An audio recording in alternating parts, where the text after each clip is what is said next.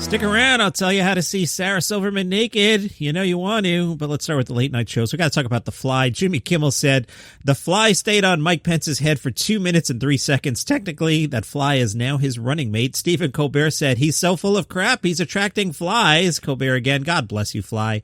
I guess the plexiglass wasn't high enough." Colbert, but listen, all jokes aside, thoughts and prayers to that fly's family. It's got to quarantine for 2 weeks now. We got to get that fly to Walter Reed. Colbert, 2 minutes, meaning that fly has a longer attention span than the president of the United States. Kimmel, safety was a concern leading up to the debate, seeing as how the White House is now the new Wuhan.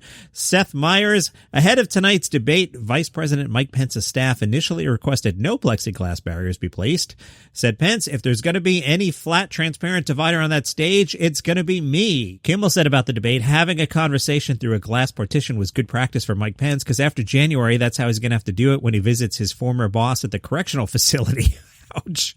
Colbert, gotta say, I've seen better sneeze guards at the Sizzler salad bar. And Kimmel, probably with the win, says, Mike Pence believes if you're gonna separate a man and woman, it should be from their children at the border of the United States. Wow, that's great. All right, here's how to see Sarah naked. This from Variety. A group of Hollywood celebrities got naked in a new PSA to bring attention to naked ballot laws. See how we head faked you there?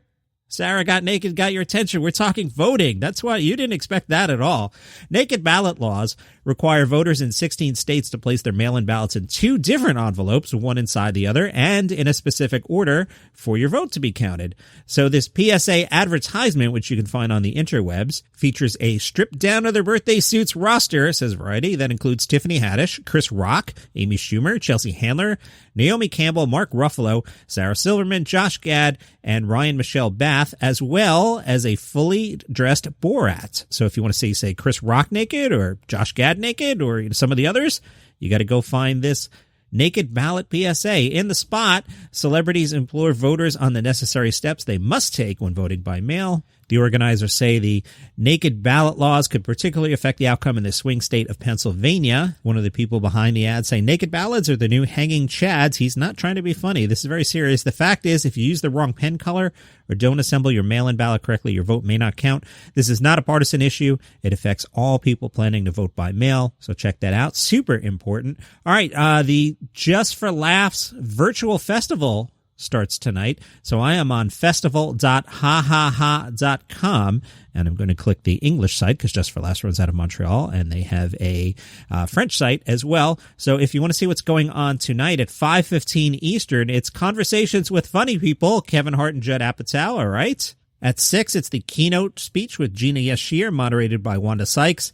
I am excited for, at 6:30 p.m. Eastern, the New Faces of Comedy. Told you about that over the weekend. That's always a really good thing. At 7, Variety's legend and groundbreaker Joe Coy. And at 9 o'clock, Conversations with Funny People, Sarah Cooper. You know Sarah. She, she like pantomimes to TikTok videos of Trump. You know who Sarah Cooper is. She's moderated by Tig Notaro. You don't want to miss that at 9 o'clock. And there will be more events on Saturday, which I'll tell you about on Saturday's pod. One of the suits behind Just for Laughs told Variety the idea of not doing something at all this year wasn't even an option for us, so we decided to go online. We wanted to reach as many people as possible, so the entire festival will be available worldwide and for free. While it's disappointing to not have the annual gathering in Montreal, this means that anyone can attend the Conversations panels and showcases with more than 100 artists from around the globe from the comfort of their own home. The suit says, so much of the festival experience is running from venue to venue to watch talent. That is true. To replicate that, we will have multiple virtual rooms running simultaneously over the 2 days.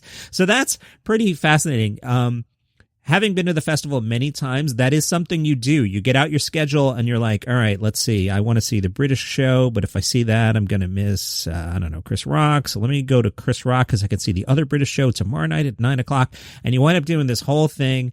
If you work really hard, you can get 3 shows in an evening. You might have to miss half hour of one. So I kind of appreciated that they're making the schedule super busy like that and making you work for it. If you've never been to the festival, this is a great opportunity for you to check in. I highly recommend it. The website is hahaha.com. If you do find yourself at a comedy festival, here's how I'd say to approach it.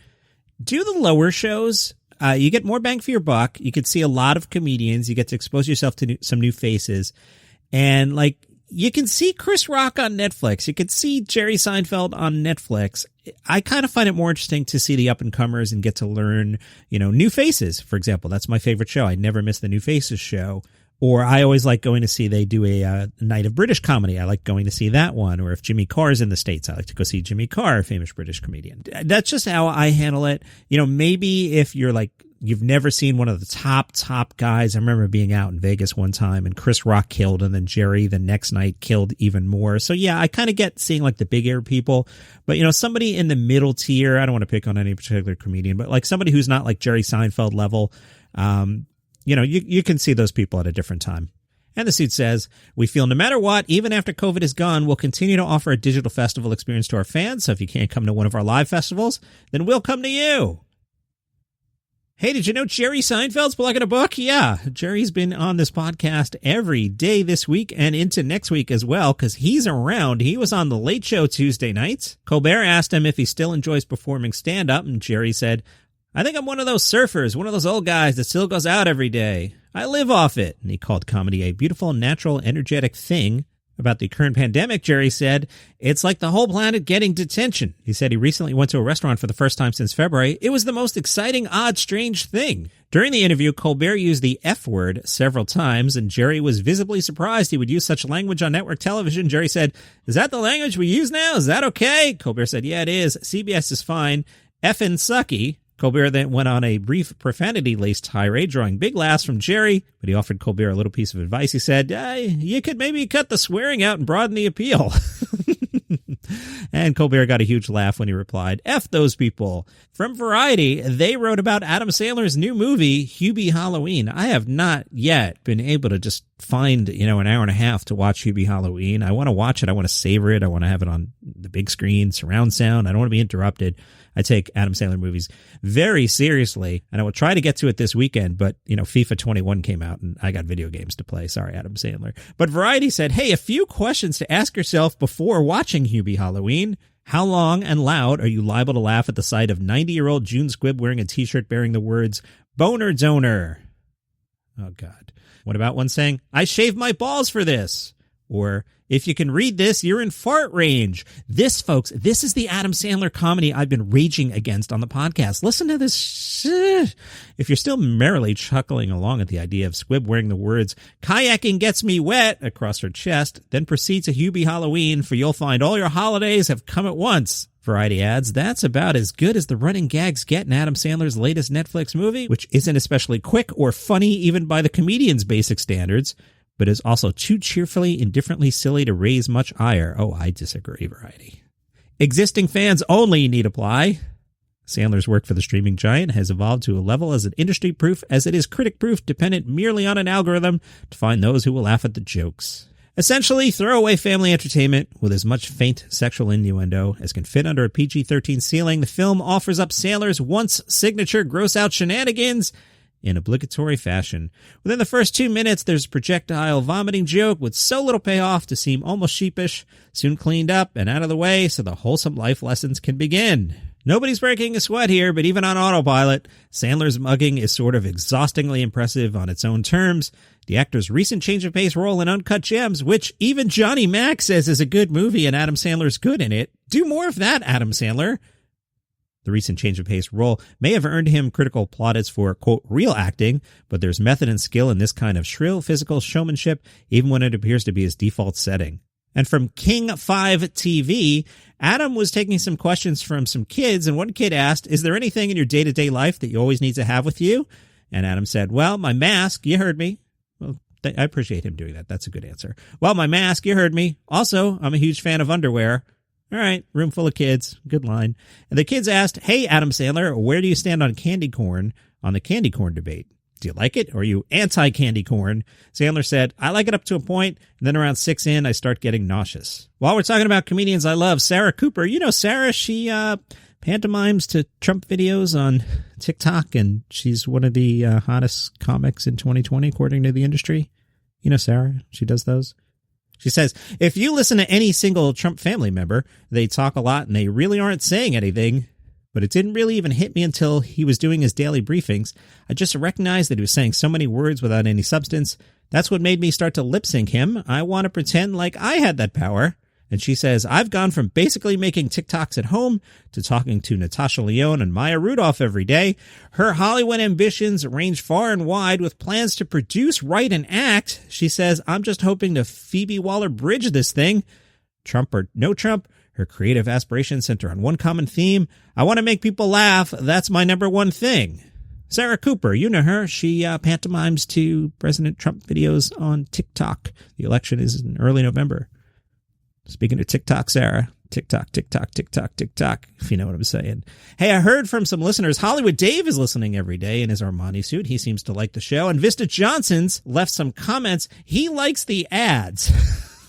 You're the one. I wanted to talk about the ads. So yesterday's episode was 18 minutes, and I actually had an extra ad break in there, and I wanted to explain why. I'm openly capitalist. If I can make money off this podcast, awesome. If I can make enough money off this podcast to sit on the beach, even more awesome. So blatantly honest with you there.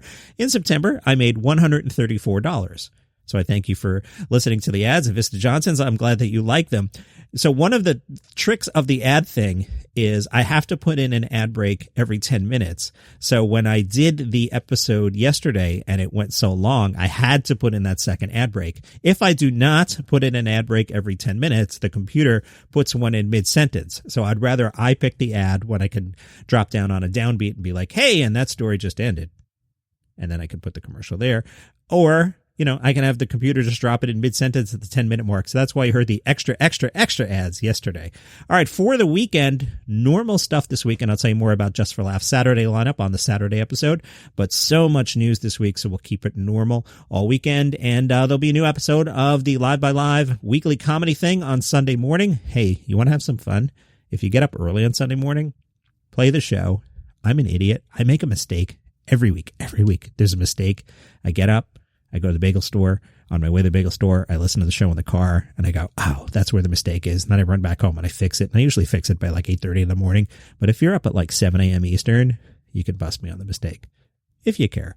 Thank you for subscribing. Catch you tomorrow.